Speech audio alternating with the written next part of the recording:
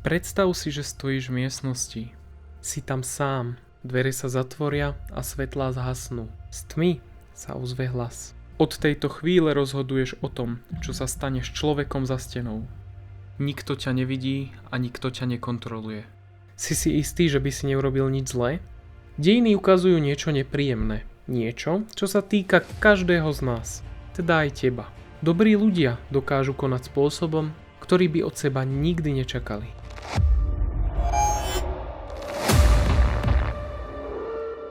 V roku 1971 Philip Zimbardo vytvoril experiment, ktorý sa stal symbolom toho, ako rýchlo sa dokáže človek zmeniť.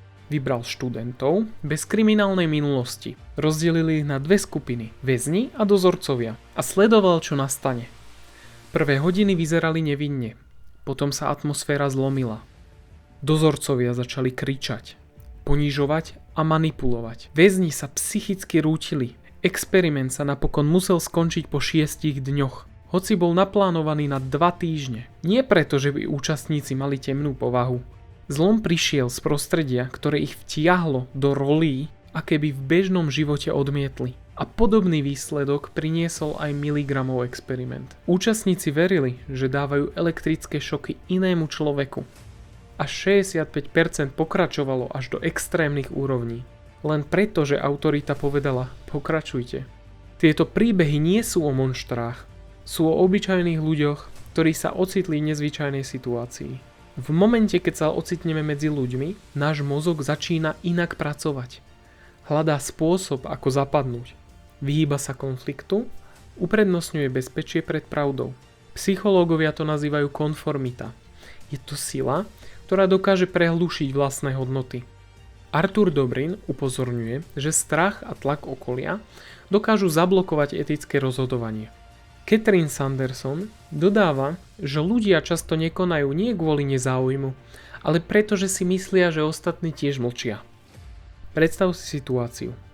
Vidíš nespravodlivosť. Telo ti hovorí, že by si mal zasiahnuť. Okolie však absolútne nereaguje. A tvoj mozog začne kalkulovať. Ak nikto nič nepovie, možno to nie je také vážne. A tak zostaneš ticho. Nie z ľahostajnosti, ale z obavy, že budeš jediný, kto vystúpi z radu. Robert Sapolsky vysvetľuje, že náš mozog vznikol v prostredí, kde bolo dôležitejšie prežiť, než riešiť morálne dilemy. Keď cítime tlak alebo ohrozenie, preberajú kontrolu rýchle reakcie. Tie však často obchádzajú premyslené rozhodovanie. Preto dokáže človek pôsobiť láskavo v jednej situácii a tvrdšie v inej. Nie sme stroje s jedným nastavením. Sme kombinácia inštinktov, emócií a naučených vzorcov.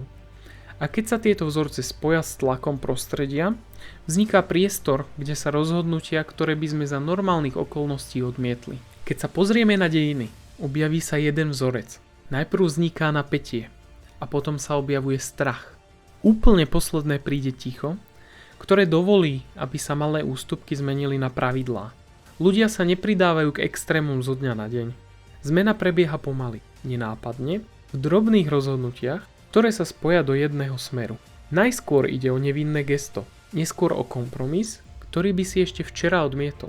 A napokon o správanie, ktoré by si pred rokom považoval za nepriateľné. Takto sa rodia tragédie. Nie výbuchom, ale sériou malých krokov, ktoré nikto nezastavil. Mechanizmy, ktoré formovali minulosť, fungujú aj dnes. Vidíme ich v práci, kde sa ľudia boja ozvať, aby nestratili miesto. V školách, kde mlčanie spolužiakov dáva agresorom priestor. Na internete, kde anonymita vytvára ilúziu beztrestnosti. A napokon v politike, kde sa dav nechá viesť hlasnejším a nie múdrejším. Keď sa človek ocitne v prostredí, ktoré odmeňuje tvrdosť a trestá odvahu, začne sa prispôsobovať. Nie preto, že by chcel ubližovať, ale preto, že nechce byť terčom. A tak sa z bežných situácií stávajú scény, v ktorých sa ľudia správajú spôsobom, ktorý by v inom prostredí odmietli.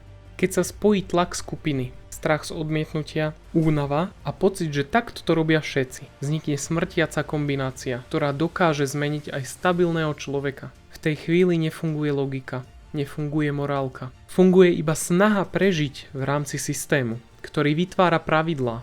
Zimbaro upozorňuje, že silné prostredie dokáže preformovať charakter. Catherine Sanderson dodáva, že ľudia často nekonajú nie kvôli nezáujmu, ale preto, že si myslia, že ostatní tiež mlčia. A keď máš pocit, že si jediný, kto vidí problém, začneš pochybovať o sebe, nie o situácii. Takto sa rodí správanie, ktoré by si za normálnych okolností odmietol. Nie z nenávisti, ale z tlaku. Ľudia sú ochotní konať tvrdšie, keď majú pocit, že chránia svoju skupinu. Psychológovia to nazývajú in-group bias. Uprednostňujeme tých, ktorých považujeme za našich, a sme prísnejší voči tým, ktorí stoja mimo. Stačí pozrieť na športové davy, politické tábory alebo online komunity. Keď sa identita spojí s emóciami, racionalita ustúpi. A keď sa stratí odstup, vzniká priestor pre extrémy, ktoré by jednotlivec nikdy neurobil sám. Existuje ešte jeden mechanizmus, ktorý dokáže zmeniť správanie rýchlejšie než strach alebo tlak. Je nenápadný, tichý, enormne účinný. Je to dehumanizácia. V momente, keď prestaneš vnímať človeka ako jednotlivca, začne sa meniť spôsob, akým reaguješ. Z tváre sa stane symbol, zmena sa stane nálepka a napokon z človeka sa stane oni. A keď sa niekto premení na kategóriu, empatia sa vytratí. Bez empatie sa strácajú hranice. A bez hraníc sa objavia činy, ktoré by si za normálnych okolností odmietol. Historické konflikty ukazujú, že každá nenávistná ideológia začína slovami, nie zbraňami. Slovami, ktoré z ľudí robili hrozbu, škodcov alebo nepriateľov. Keď sa zmení jazyk, zmení sa aj správanie.